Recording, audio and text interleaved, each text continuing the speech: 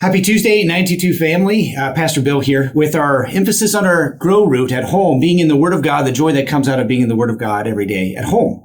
Now, today, I'd like to read to you again from John's Gospel, John chapter 8, Jesus' rescue of an adulterous woman. But before I do that, I just got to share this with you. I've been over in my office, staying safer at home, working from home, and right outside my window in the gutter, a robin has built a nest. And this is a number of weeks ago. I took a look. I didn't touch it. My wife said, don't touch it because the scent, will scare away the mom, which I don't think that's true. I looked it up on Google, online, and it said it's not true. So anyway, but I'm going to show you the nest and give some thoughts about just God and being an everyday life, some first article truths of the Apostles' Creed. So if you look right out my window here, and maybe you probably have some of these somewhere, a robin's nest. Again, 3 eggs have now hatched. There's 3 little birdlings in there. And the robins will come back and feed. Well, in fact, there a robin is right now. I don't know. I didn't plan that. But feeding its little birdlings. Now, some people will say, wow, being out in nature, I feel the closest to God.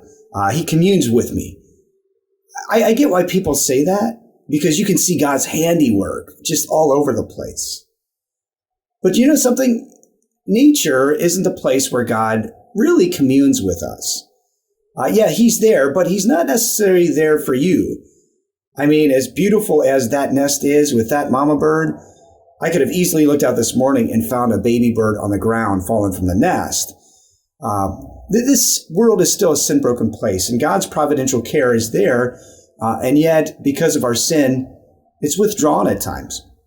So where is it? Where's the best place to commune with God? It's not in nature. It's what we're doing in the home.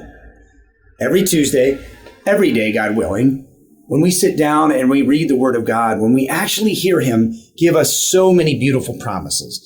And that's what we're going to do today, is see God be a God of grace and promise.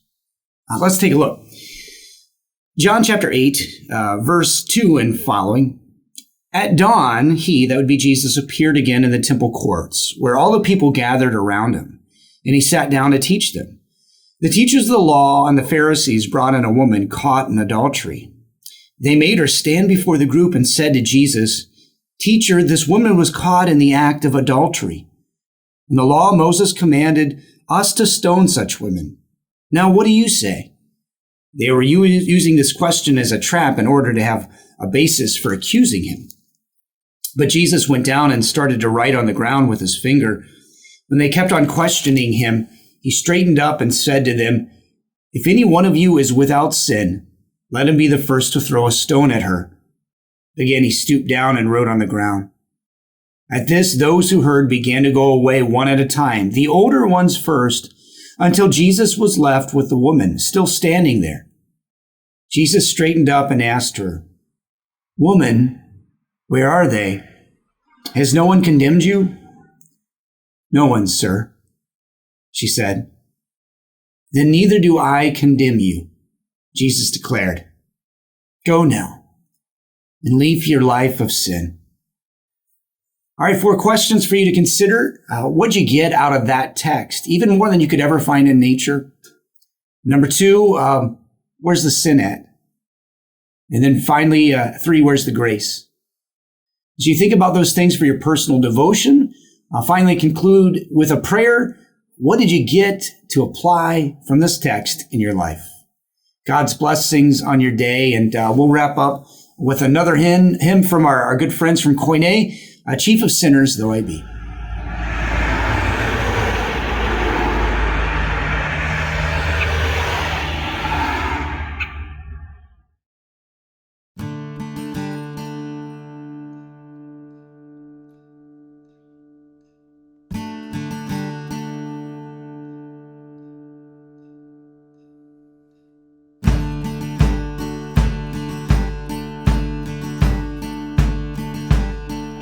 Sinners though I be,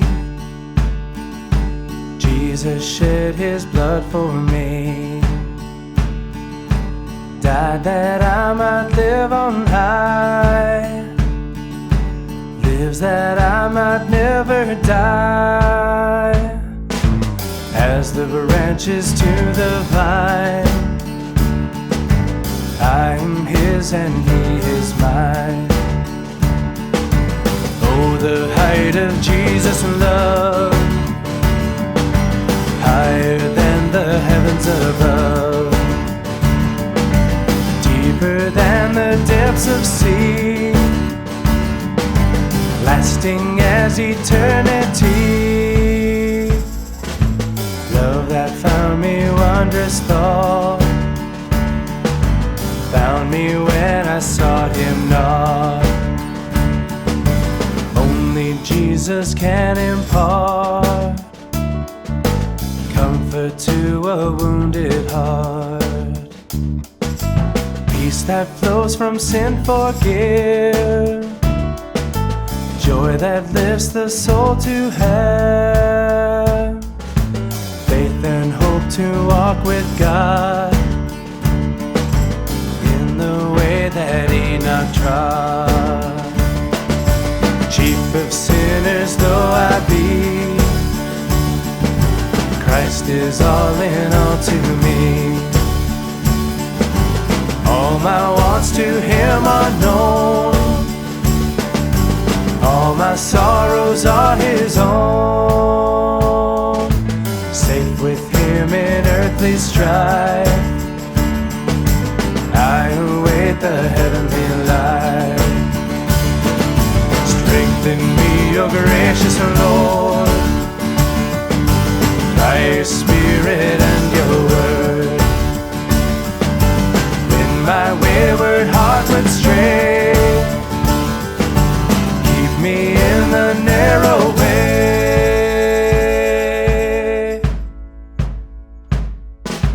Grace in time of need supply,